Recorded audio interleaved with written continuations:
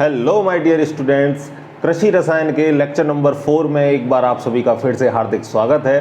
तो बच्चों, इससे पहले वाली क्लास में हमने बात कर ली थी कि पृष्ठ मृदा क्या होती है, अवमृदा क्या होती है और मृदा प्रोफाइल के बारे में हमने जानकारी ली थी। मृदा प्रोफाइल के हमने 5 संस्तर पढ़े थे और हर संस्तर अपने ऊपर वाले संस्तर से कैसा होता है, भिन्न होता है। ये सारी बातें हमने इससे प्रीवियस वाले लेक्चर में पढ़ी थी। आज के लेक्चर में हम पढ़ने वाले हैं चट्टान और चट्टानों का वर्गीकरण, कितने प्रकार की चट्टानें होती हैं, कैसे चट्टानों का निर्माण होता है, उनमें क्या क्या विशेषताएं पाई जाती हैं, क्या क्या उनके उदाहरण हैं। ठीक है, ये सारी बातों की हम आज चर्चा करेंगे। आज की जो क्लास है वो आपको 12th क्लास में तो बेनिफिट देगी ही देगी, लेकिन साथ ही आपके जो जेट आपका जो एग्जाम होता है, कंपटीशन एग्जाम, वहां से भी स्ट्रॉन्ग पॉसिबिलिटी है यहाँ से इस टॉपिक से क्वेश्चन बनने की। तो चट्टान से आपको 2 नंबर तक का भी क्वेश्चन पूछा जा सकता है, 1 नंबर का भी। अभी जो 2020 गया है वहां से चट्टानों से 1 नंबर का क्वेश्चन आपसे, छोटे छोटे जो 1 नंबर आते हैं ना, वहां से क्वेश्चन पूछा। अभी आगे बताऊंगा मैं क्या क्वेश्चन आपको पूछा था 2020 में। ठीक है, तो यहां से पॉसिबिलिटी स्ट्रांग बनती है, इंपॉर्टेंट टॉपिक है। तो चलो एक एक बात को अच्छी तरीके से समझते हुए चलते हैं। ठीक है, चट्टान इंग्लिश में क्या बोलते हैं चट्टानों को? रॉक। ठीक है, रॉक, और हिंदी में क्या बोलेंगे? चट्टान। अब जो चट्टान है उसका निर्माण किससे होता है? एक या एक से अधिक ठोस पदार्थ के पिंड को ही हम क्या बोलते हैं? चट्टान। ठीक है, और जिस प्रकार की चट्टान की प्रकृति होगी, या मैं बोलूं जो चट्टानों की प्रकृति है वो किस पर डिपेंड करती है? खनिज। क्योंकि खनिज के जैसे भौतिक गुणधर्म होंगे, जैसे रासायनिक गुणधर्म होंगे, उसी प्रकार के गुणधर्म किसमें होंगे? चट्टानों में होंगे। ठीक है, और चट्टानों में आगे देखो क्या विशेषताएं लिख रखी हमने। प्रत्येक चट्टान की निश्चित विशेषता होती है, जैसे उसकी संरचना अलग अलग हो गई। ठीक है, उसका डेंसिटी, उसकी जो घनत्व है वो उसका अलग अलग हो गया। ठीक है, और उसके जो खनिजों के संगठन है, जो रासायनिक खनिजों के संगठन है, वो भी कैसे होंगे? अलग अलग होंगे। ठीक है, अब घनत्व की बात करूं तो घनत्व का मतलब क्या होता है? घनत्व का मतलब होता है सघनता। ठीक है, एक जगह में एक निश्चित आयतन में कितने ग्राम आपका पदार्थ है उसी को क्या बोलेंगे हम? घनत्व। ठीक है, जैसे मैं आपको और सिंपल करता हूं, मान के चलो 1 किलो आपके पास रुई है, ठीक है, और 1 किलो आपके पास लोहा है। तो आपको पता है कि जो लोहा है आपके पास, उसमें तो सघनता कैसी है? ज्यादा। तो हम क्या नाम लेंगे कि जो लोहा है उसकी डेंसिटी कैसी है? ज्यादा। उसका जो घनत्व है वो कैसा है? ज्यादा। और 1 किलो रुई है, तो रुई का तो आकार बहुत बड़ा है भाई। अगर मैं उसका एक फिक्स आयतन में देखूं तो क्या लोहे के बराबर उसमें भार होगा? आप बोलोगे नहीं होगा। तो आप क्या आंसर दोगे कि सर जो रुई है उसकी जो घनत्व है वो कैसा है? कम है। और सिंपलेस्ट एग्जांपल देता हूं, एक क्लास की सीमा मान के चलो 25 बच्चों की है और 25 के 25 उसमें बैठे हुए हैं, और एक क्लास की सीमा 25 बच्चों की है लेकिन उसमें केवल 2 बच्चे बैठे हुए हैं। तो आप क्या बोलोगे कि सर जो 25 बच्चे बैठे थे उसमें तो घनत्व ज्यादा है, और जहां 2 बच्चे बैठे थे वहां घनत्व कैसा है? कम है। ठीक है, समझ में आ गई बात आपको?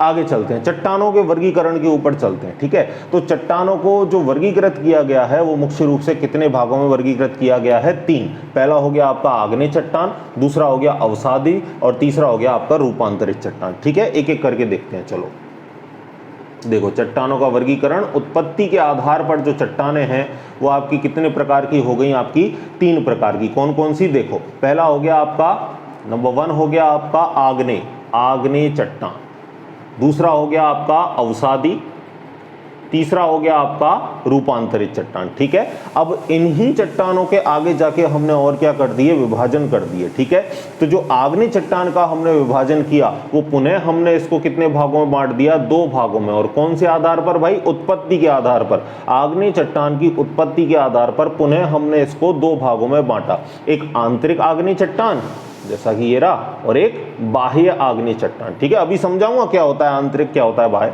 अभी केवल आप प्रकार पढ़ लो। और उत्पत्ति के अलावा अगर हम रासायनिक संगठन के आधार पर बोलें तो रासायनिक संगठन के आधार पर अम्लीय आग्नेय चट्टान, सामान्य आग्नेय चट्टान और भास्मिक आग्नेय चट्टान, या इसको हिंदी में एक वर्ड आप और यूज कर सकते हो, क्षारीय आग्नेय चट्टान। और क्या बोल सकते हो आप बच्चों? क्षारीय आग्नेय चट्टान। ठीक है, तो अगर आपसे क्वेश्चन बोले कि उत्पत्ति के आधार पर आग्नेय चट्टानों को कितने भागों में विभाजित किया गया, तो आप बोलोगे कि आंतरिक आग्नेय चट्टान और बाह्य आग्नेय चट्टान। अगर आपसे पूछे कि रासायनिक प्रकृति के आधार पर चट्टानों को कितने भागों में बांटा गया, तो आप बोलोगे कि सर 3 भागों में। कौन कौन से? अम्लीय आग्नेय चट्टान, दूसरा सामान्य आग्नेय चट्टान और तीसरा भास्मिक आग्नेय चट्टान, या इसको हिंदी में दूसरा वर्ड हम और दे सकते हैं, भस्म का मतलब होता है क्षार, ठीक है, इंग्लिश में बोलते हैं बेसिक, तो आप इसको भास्मिक आग्नेय चट्टान या क्या बोल सकते हो, क्षारीय आग्नेय चट्टान, ठीक है। अब पहली चट्टान को हम उठाते हैं जिसका नाम है आग्नेय चट्टान, ठीक है। देखो ये डायग्राम दे रखा है आपको चट्टानों का, आगे चलते हैं हम। आग्नेय चट्टान है, आग्नेय चट्टान, ठीक है। देखो अब इस पूरी चट्टान की मैं आपको कहानी समझाता हूं, ठीक है। देखो क्या बताया था मैंने पहले आपको कि करोड़ों लाखों वर्ष पूर्व पहले क्या थी, पृथ्वी भाई आग का गोला थी, और वो आग का गोला धीरे धीरे कैसा होता गया, ठंडा होता गया, ठंडा होता गया, ठंडा होता गया। तो ठंडा होने के फलस्वरूप वहां पर क्या, किसका निर्माण हुआ, उसके परपटे पर मृदा का निर्माण हुआ। तो सपोज मान के चलो ये हमारी पृथ्वी है, तो ये पृथ्वी पहले तो आग का गोला थी भाई, ठीक है। फिर ये क्या होती गई, ठंडी होती गई, तो ठंडी होती गई तो ये ऊपर ऊपर के सरफेस से तो कैसी हो गई, ठंडी, ऊपर ऊपर के सरफेस से तो भाई ये बिल्कुल कैसी हो गई, ठंडी, जहां पर हम रहते हैं, मिट्टी है, पेड़ पौधे हैं, पानी है, ठीक है।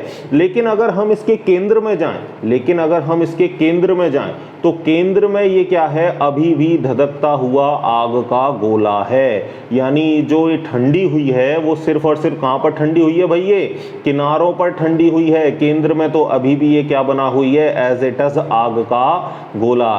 जैसे पहले आग का गोला थी, केंद्र में अभी भी सेम टू सेम आग का गोला बनी हुई है।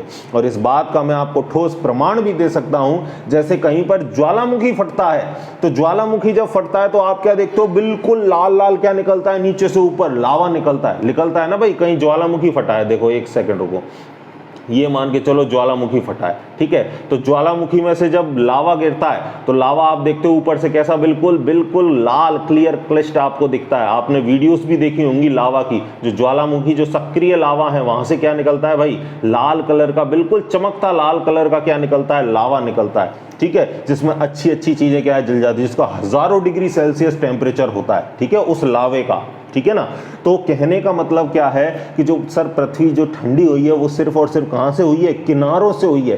केंद्र में तो अभी भी उतना ही टेम्परेचर बना हुआ है, केंद्र में तो अभी भी ये पृथ्वी क्या है, आग का गोला, केंद्र से ठंडी नहीं हुई है, सिर्फ इसका परपटा ठंडा हुआ है। समझ रहे हो आप मेरी बात को, ठीक है। तो जब ये लावा बाहर निकलता है तो इस लावे के फलस्वरूप जिन चट्टानों का निर्माण होता है उन्हें हम क्या बोलते हैं, आग्नेय चट्टान। तो आप डेफिनेशन क्या बोलोगे कि पृथ्वी के भूगर्भ से या ज्वालामुखी के फटने के उपरांत निकले हुए लावे से जिन चट्टानों का निर्माण होता है उन चट्टानों को हम क्या बोलते हैं, आग्नेय चट्टान हम बोलते हैं, ठीक है। बात आ गई समझ में। अब आग्नेय चट्टान का जो है लगभग इस पृथ्वी पर जो 95% जो चट्टानें बनी है वो सिर्फ और सिर्फ किससे बनी है, आग्नेय चट्टानों से बनी है, ठीक है। अवसादी और रूपांतरित तो बहुत कम है। सबसे फर्स्ट नंबर पर अगर 95% चट्टानों की बात करें तो वो आपकी आग्नेय चट्टान होती है, ठीक है। बात आ गई समझ में, सारी कहानी आगे चलते हैं। देखो ये चट्टान है सबसे पुरानी है, साफ साफ लिख रखा है कि ये चट्टान जो है भाई सबसे पुरानी है, इसलिए इनको किस चट्टान का दर्जा दिया गया है, प्राथमिक चट्टानों का भी दर्जा दिया गया है। तो आपसे अगर क्वेश्चन पूछ ले कि प्राथमिक चट्टानें किससे कहते हैं तो मतलब एक ही है, प्राथमिक चट्टान किसको बोलते हैं, आग्नेय चट्टान को। दूसरा क्वेश्चन क्या बन सकता है, आग्नेय चट्टान का अन्य नाम दीजिए, तो आप क्या बोलोगे, आग्नेय चट्टान को हम प्राथमिक चट्टानें भी कहते हैं। समझ गए क्यों कहते हैं प्राथमिक चट्टानें। तीसरा क्वेश्चन बने आपको कि आग्नेय चट्टान को प्राथमिक चट्टान कहा जाता है क्यों, तो आप क्या आंसर दोगे, क्योंकि ये चट्टानें सबसे पुरानी है, वे बाकी चट्टानों का निर्माण इन्हीं आग्नेय चट्टानों के द्वारा होता है, अतः हम इन्हें प्राथमिक चट्टानें कहते हैं, ठीक है। तीनों क्वेश्चन क्लियर, आगे चलते हैं। देखो अभी अभी हमने पढ़ा था कि उत्पत्ति के आधार पर हमने इनको कितने भागों में बांटा था, 2 भागों में। कौन कौन से, बाह्य आग्नेय चट्टान और आंतरिक आग्नेय चट्टान। तो समझना, अब आग्नेय चट्टान को तो आप समझ गए कि सर ज्वालामुखी से जो लावा निकलेगा उस लावे से जिन चट्टानों का निर्माण होता है हम उन्हें आग्नेय चट्टान कहते हैं। अब अगर क्या है, ज्वालामुखी पृथ्वी की सतह से बाहर निकले और जब ये जो लावा है वो पृथ्वी की सतह से कहां निकले, बाहर निकले, और बाहर ठंडा होने के पश्चात जो चट्टान बनेंगी उन्हें हम क्या बोलेंगे, बाह्य आग्नेय चट्टान। लेकिन पृथ्वी के अंदर ही अगर ज्वालामुखी फट जाए, कहने का मतलब देखो डायग्राम से समझो आप इस चीज को, ये आपकी सरफेस है, ठीक है, पृथ्वी की लेयर है, मृदा है, यहां पर ये परत आ गई आपकी, ठीक है। अब एक ज्वालामुखी तो क्या था, पृथ्वी की सतह से ऊपर आया, और ऊपर से क्या निकाला, इसने लावा निकाला, ठीक है। तो ये जो लावा है ये धीरे धीरे ठंडा होगा, तो पृथ्वी की सतह के बाहर जो लावा निकले और वो ठंडा होकर जिन चट्टानों का निर्माण करे, तो उसे तो हम क्या बोलेंगे, बाह्य आग्नेय चट्टान। लेकिन अब मैं बोल रहा हूं कि लावा कहाँ है, पृथ्वी की सतह के अंदर ही, पृथ्वी की सतह के अंदर ही, मतलब जो ऊपरी परत है हमारी उसके अंदर ही है, और अंदर ही ये ज्वालामुखी फटा और अंदर ही क्या हो गया, इसका लावा ठंडा, बाहर नहीं आया ये लावा, पृथ्वी के अंदर ही फटा और अंदर ही क्या हो गया, ये पृथ्वी की सतह के ठंडा। तो जो लावा आंतरिक सतह में ही निकलकर आंतरिक सतह में ही ठंडा हो जाए उसे तो हम बोलेंगे आंतरिक आग्नेय चट्टान, और जो लावा बाहर निकल के ठंडा हो उसे हम बोलेंगे बाह्य आग्नेय चट्टान। आगे बात समझ में, देखो एक बार डेफिनेशन को आप और पढ़ लो। ज्वालामुखी के उद्गार का लावा पृथ्वी के अंदर ही ठंडा होकर चट्टान का रूप धारण कर ले तो इसे हम क्या बोलते हैं, आंतरिक आग्नेय चट्टान। वही बात आ गई। और ये बाह्य वाले भी डेफिनेशन देख लो, ज्वालामुखी के फटने के फलस्वरूप लावा सतह से बाहर आता है। आ गई वही बात कि जो लावा है वो सतह के, पृथ्वी की सतह के क्या आएगा, बाहर। तो इसके ठंडा होने से जिन चट्टानों का निर्माण होगा उन्हें हम क्या बोलेंगे, बाह्य आग्नेय चट्टान, ठीक है। अब एग्जाम्पल यहां पर इंपॉर्टेंट है, कंपटीशन एग्जाम में आपको एग्जाम्पल पूछ सकता है या छोटे छोटे एक नंबर में भी आपको पूछ सकता है, ठीक है। तो एग्जाम्पल कैसे याद रखोगे, छोटी छोटी सी ट्रिक लगा दो, एग्जाम्पल आपको याद हो जाएंगे। तो पहले तो हम किसके याद करेंगे, इसके आग्नेय चट्टान के एग्जाम्पल देखते हैं। अब आग्नेय में दो आ गई, आंतरिक और बाह्य। तो आंतरिक के पहले देखेंगे, फिर हम देखेंगे बाह्य चट्टान के एग्जाम्पल। देखो आंतरिक चट्टान के एग्जाम्पल क्या हो गए, ग्रेनाइट, क्वार्टज, डायोराइट और सिएनाइट, ठीक है। ये देखो मैं आपको इनको दिखा देता हूं, ग्रेनाइट, क्वार्टज, डायोराइट और सिएनाइट, ठीक है। अब इनको याद कैसे रखोगे, इनको याद रखने के लिए आपको छोटी सी ट्रिक लगा देनी है। कैसी ट्रिक लगाओगे, देखो, क्योंकि ट्रिक से क्या है, आपका माइंड उसको फटाफट पकड़ लेगा, आप तुरंत उस चीज को याद कर लोगे, ठीक है ना। आपको ट्रिक लगानी है कि अंदर एक बच्चा है जिसका नाम क्या है, डीसी। क्या नाम है भाई उसका, डीसी, डीसी, ठीक है। और डीसी क्या पढ़ रहा है, डीसी जीके पढ़ रहा है। क्या बोलोगे आप कि अंदर एक बच्चा है डीसी, डीसी का मतलब धर्मचंद, कोई भी नाम दे दो, ठीक है, जो क्या पढ़ रहा है, जीके पढ़ रहा है। अंदर का मतलब क्या हो गया, आंतरिक, ठीक है। और डी का मतलब क्या हो गया, डायोराइट, डी का मतलब क्या हो गया, डायोराइट। सी का मतलब क्या हो गया, सिएनाइट, सी का मतलब क्या हो गया, सिएनाइट। और जी, जी का मतलब ग, जी से हम क्या बनाते हैं, ग, तो ग से क्या हो गया, ग्रेनाइट, ठीक है। और के से क्या हो गया, क्वार्टस। तो हो गए चारों याद। कैसे याद हो गए कि अंदर एक बच्चा है जिसका नाम क्या है, डीसी, वो क्या पढ़ रहा है, जीके पढ़ रहा है। तो डी से हो गया डायोराइट, सी से हो गया सिएनाइट, और जी से हो गया ग्रेनाइट, और के से हो गया क्वार्टस। ये याद हो गए आपको आंतरिक आग्नेय चट्टान के एग्जाम्पल। अब इसी तरह हम किसके याद करेंगे, बाह्य आग्नेय चट्टान के एग्जाम्पल याद करेंगे। तो चलो भाई फटाफट बाह्य आग्नेय चट्टान को भी देख लो। ये आ गया आपका बाह्य आग्नेय चट्टान, ठीक है। तो बाह्य आग्नेय चट्टान का दो ही एग्जाम्पल है, एक बेसाल्ट है और एक क्या है, रायोलाइट। अब इसको कैसे याद करोगे, बेसाल्ट और रायोलाइट कैसे याद करोगे कि यार बेकार में रायता मत फैलाओ। हम बोलते हैं ना, कोई झगड़ा हो जाता है, बेकार में रायता मत फैलाओ। तो बेकार का मतलब बाह्य, ब आ रहा है भाई, ब से हो गया बाह्य, बेकार में रायता मत फैलाओ। तो बेसाल्ट और रायता से क्या हो गया, रायोलाइट। तो दोनों चीजें याद हो गई फनी ट्रिक से कि बेकार में रायता मत फैलाओ, बेसाल्ट हो गया और रायोलाइट हो गया। बे का मतलब हो गया बाह्य। तो बाह्य आग्नेय के चट्टान के एग्जाम्पल कितने हो गए, दो। एक हो गया बेसाल्ट, दूसरा हो गया रायोलाइट, ठीक है। याद हो गया आपको, आगे चलते हैं। चलो, सारी चीजें आपको छोटी छोटी ट्रिक से ऐसा करा दूंगा कि माइंड में आपको हमेशा वो चीजें याद रहेंगी। कभी भूलना भी चाहोगे तो भी नहीं भूल पाओगे। बस इन ट्रिक्स को आप एक दो बार क्या कर लो, इनका रिवीजन कर लो, तो आपके दिमाग में ये 100% बैठ जाएंगी, ठीक है। आगे चलो, अम्लीय आग्नेय चट्टान, क्षारीय आग्नेय चट्टान और सामान्य आग्नेय चट्टान। क्षारीय का दूसरा नाम क्या है, बेसाल्ट, सॉरी क्षारीय का नाम क्या है दूसरा, भास्मिक, ठीक है ना। अब देखो, यहां से आपको 2020 में क्वेश्चन पूछ लिया। कब पूछा था भाई आपको, एक सेकंड, 2020 में 2020 में आपको क्वेश्चन पूछा जा चुका है। क्या क्वेश्चन पूछा था अभी बताऊंगा, ठीक है।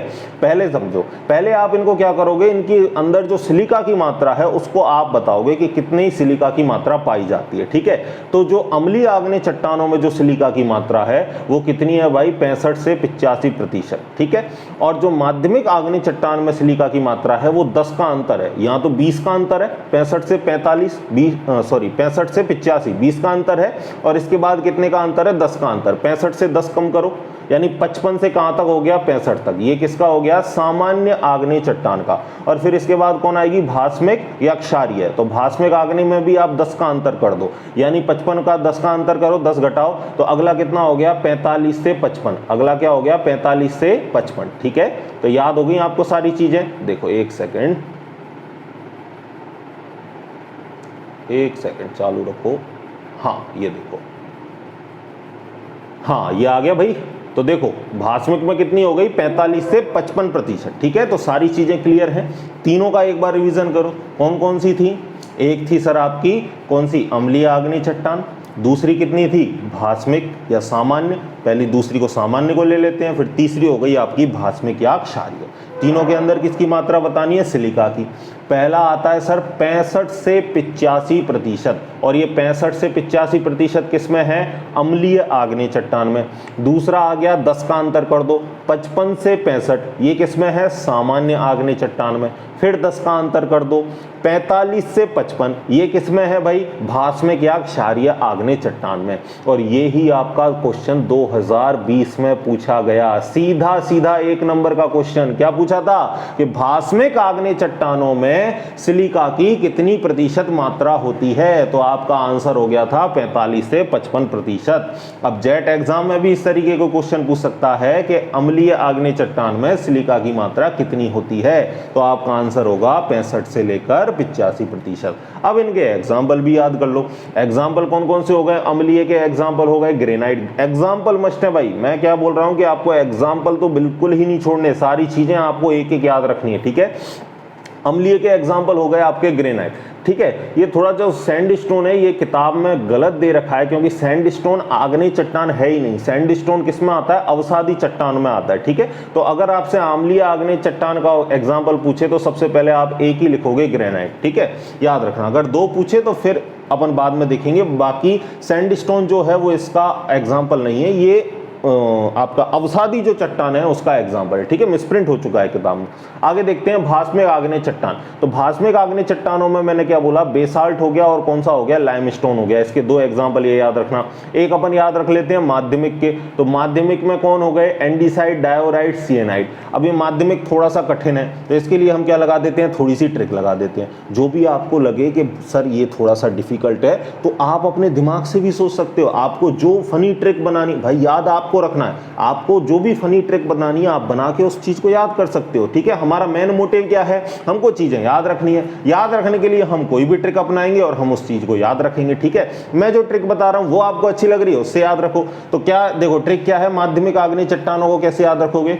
कि मम्मी क्या करती है, जो छोटे छोटे बच्चे होते हैं उनको घर पे ही क्या सिखाती है? ABCD सिखाती है ना भाई। जो मम्मी होती है वो छोटे छोटे बच्चा होता है छोटा सा, तो उसको घर पे ही पहले क्या सिखाते हैं? ABCD सिखाते हैं। तो क्या याद रखोगे इससे? कि जो माँ है वो माँ छोटे बच्चों को क्या सिखा रही है? ABCD। अब आपको यहाँ पे B को क्या कर देना है? साइलेंट। तो A से क्या हो गया? A से हो गया एंडीसाइट। ठीक है, B को साइलेंट कर दिया। C से क्या हो गया? C से हो गया सर सिएनाइट। एक सेकंड में इसको और साफ लिख देता हूं। मम्मी क्या सिखा रही है भाई? माँ क्या सिखा रही है? ABCD। तो B को तो क्या कर दिया हमने? साइलेंट। A से क्या हो गया? A से हो गया एंडीसाइट। ठीक है, C से क्या हो गया? C से हो गया सिएनाइट। ठीक है, और D से क्या हो गया? D से हो गया डायोराइट। याद हो गए? माँ क्या सिखा रही है? माँ का मतलब माध्यमिक आग्नेय चट्टान। माँ क्या सिखा रही है? ABCD। एंडीसाइड, B को साइलेंट, C का हो गया सिएनाइट, D का हो गया डायोराइट। तो यहाँ पर याद हो गए आपको भास्मिक आग्नेय चट्टान के सामान्य आग्नेय चट्टान के चारों के चारों एग्जाम्पल। ठीक है, 3 है, यहाँ पर हमने B को क्या कर दिया? साइलेंट कर दिया। ठीक है, आगे चलते हैं। तो भास्मिक आग्नेय चट्टान की सारी चीजें क्लियर। अब आग्नेय चट्टान की विशेषता की बात कर लेते हैं। तो जो आग्नेय चट्टान है वो सबसे ज्यादा कैसी होती हैं? कठोर होती हैं, क्रिस्टलीय चट्टान होती हैं। ठीक है, तो देखो पहली बात यहाँ पे आ गई कि इन चट्टानों में क्या होता है? परतों का अभाव होता है, यानी परतें इनमें नहीं पाई जाती। ठीक है, दूसरा ये क्रिस्टलीय होती हैं, परंतु क्रिस्टलों की संख्या एवं स्वरूप कैसा होता है? अनिश्चित होता है। क्रिस्टलों की संख्या हमें नहीं मालूम होती है, लेकिन इनकी संरचना है वो कैसी होती है? क्रिस्टलीय संरचना होती है। ठीक है, क्रिस्टलीय संरचना का मतलब जो ठोस के जो अवयवी कण है वो कैसे होते हैं, बिल्कुल पास पास, बिल्कुल कठोर और दृढ़ चट्टानें पाई जाती हैं। ठीक है, आगे देखो, इनमें गोल कणों का अभाव होता है, यानी इनमें जो कण पाए जाते हैं वो गोल नहीं पाए जाते। ठीक है, लेकिन अगर इनका हम अपक्षय करें तो वो जो कण टूट टूट कर आगे जाके क्या हो जाते हैं, गोल। भाई कोई भी चीज जब टूटती है तो वो जैसे ही आपको, जैसे रेत में भी जो आपके लोडियां मिलती हैं आपको, वो कैसी मिलती है, गोल मिलती है ना। तो गोल क्यों मिलती है कि वो धीरे धीरे बहाव के साथ कैसी जाती हैं, आगे पानी के बहाव के साथ बहती हुई जाती हैं और टकरा टकरा के घिस घिस के अंत में लुढ़क लुढ़क के उनका कैसा आकार बन जाता है, गोल आकार बन जाता है। तो वही बात यहां लिख रखी है कि इनमें गोल कणों का तो अभाव होता है, परंतु अपक्षय के दौरान टूटने से किनका निर्माण हो जाता है, गोल कण का निर्माण हो जाता है। आगे चौथी बात क्या लिखी है कि ये चट्टानें अत्यधिक कैसी होती हैं, सघन होती हैं, कठोर होती हैं और संगठित होती हैं। ठीक है, अब आपको मुख्य आग्नेय चट्टान कौन कौन से हैं उनके बारे में आपको टिप्पणी लिखने को भी बोल सकता है कि किन्हीं दो मुख्य आग्नेय चट्टानों के बारे में क्या लिखो, टिप्पणी लिखो। ठीक है, तो पहले नंबर पर आ जाता है हमारा ग्रेनाइट। ठीक है, तो पहले हम टिप्पणी ग्रेनाइट पर करेंगे, फिर हम सेकंड आग्नेय चट्टान के ऊपर चलेंगे। तो ग्रेनाइट आप सबने देखा हुआ है, ग्रेनाइट आप आते ना मार्बल ग्रेनाइट ये सब आपने पत्थर देख रखे। ठीक है, तो अब इसके गुण देख लो। ये चट्टान कैसी होती हैं, कठोर होती हैं, क्रिस्टलीय होती हैं, कठोर होती हैं, क्रिस्टलीय होती हैं, मोटे दाने वाली, अम्लीय होती हैं, साथ के साथ क्या होती है, सहपुंजित। सहपुंजित का मतलब एक सांचे में डली हुई होती है। ठीक है, ऐसी नहीं कि बिखरी हुई बलुई पत्थर, रेतीले पत्थर की तरह नहीं होती, सपुंजित होती है, मतलब अच्छी तरीके से सांचे में व्यवस्थित होती है। ठीक है, आगे देखो, इनका रंग कैसा होता है, इनका रंग हल्का होता है और इनके जो दाने होते हैं वो कैसे होते हैं, चमकदार। भाई ग्रेनाइट पत्थर कैसा होता है, बिल्कुल चमक मारता है ना ग्रेनाइट पत्थर, तो इनके जो दाने होते हैं वो कैसे होते हैं, इनके चमकदार दाने होते हैं। ठीक है, आगे चलते हैं। ये अम्लीय प्रवृत्ति की होती है, वो तो हम पढ़ चुके हैं ऊपर के, अम्लीय आग्नेय चट्टानों का एग्जाम्पल कौन सा है, ग्रेनाइट। ठीक है, आगे ये फेल्सपार, माइका, हार्नब्लेड, क्वार्ट्ज, ऑर्थोक्लेज आदि चट्टानों से मिलकर बनती हैं। अब ये लाइन बहुत इंपॉर्टेंट हो गई, क्योंकि एग्जाम अगर आती है कि ग्रेनाइट पर टिप्पणी लिखिए, एक नंबर का क्वेश्चन आता है, तो ये लाइन आपको मेंशन ही करनी है, क्योंकि इससे पता चलता है कि बच्चे ने कोई चीज़ पढ़ी है। तो आप क्या लिखोगे कि जो ग्रेनाइट चट्टानों का जो निर्माण है वो किस किस से मिलकर होता है, फेल्सपार, माइका, हार्नब्लेड, क्वार्ट्ज, ऑर्थोक्लेज इत्यादि इन चट्टानों से मिलकर किसका निर्माण होता है, ग्रेनाइट का निर्माण होता है। ठीक है, दूसरी बात हम चलते हैं दूसरी चट्टान की तरफ, और दूसरी चट्टान आ गई हमारे पास, क्या आ गई, बेसाल्ट। अब आपसे क्वेश्चन पूछता हूं, ठीक है, पीछे जाके नहीं देखोगे, यहीं के यहीं आंसर बताओगे। बेसाल्ट किस प्रकार की आग्नेय चट्टान है, आंतरिक या बाह्य, बताओ।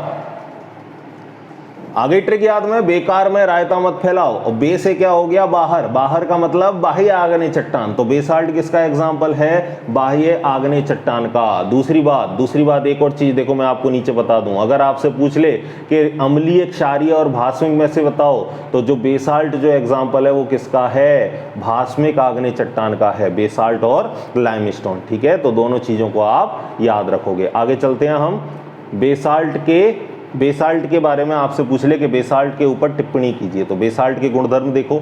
ये चट्टान कैसी होती हैं, सूक्ष्म होती हैं, क्रिस्टलीय होती हैं और सघन संरचना वाली होती हैं। इनका रंग कैसा होता है, गहरा होता है। ठीक है, और अधिक गहरे रंगों में गहरे हरे से लेकर काले रंग तक पाई जाती हैं। और रंगों में भी बात करें तो हरे रंग से लेकर कहाँ तक मिलता है भाई, काले रंग तक की संरचना इसमें पाई जाती है। आगे देखो, आमतौर पर इनका रंग गहरा भूरा या काला होता है। ठीक है, कुछ हरे भूरे नीले रंग भी पाए जाते हैं, मतलब कहने का मतलब सतरंगी टाइप की संरचना है। हरा मिलेगा, काला मिलेगा या भूरा कलर मिलेगा, किसमें आपको, बेसाल्ट में। ठीक है, कुछ हरे भूरे नीले रंग भी पाए जाते हैं। बेसाल्ट कठोर तथा दानेदार संरचना होती है, ये भास्मिक प्रवृत्ति की होती है। अभी हमने ऊपर भी एग्जाम्पल पढ़ा था कि जो बेसाल्ट है और लाइमस्टोन है ये किस में आते हैं, भास्मिक आग्नेय चट्टान में। तो आप कितनी बातें लिखोगे बेसाल्ट के लिए, नंबर पहली बात कि बेसाल्ट कैसी होती है भाई, क्रिस्टलीय सघन संरचना वाली होती है। इनके रंग गहरे काले भूरे से लेकर नीले हरे तक पाए जाते हैं। और तीसरा आपके लिए हो गया कि बेसाल्ट जो है वो कठोर होती है तथा दानेदार संरचना होती है। चौथा आपके लिए पॉइंट हो गया कि ये भास्मिक प्रवृत्ति की पाई जाती हैं, अर्थात ये क्षारीय प्रवृत्ति की होती हैं। तो यहाँ पर हमने आग्नेय चट्टान को बहुत अच्छे से पढ़ लिया है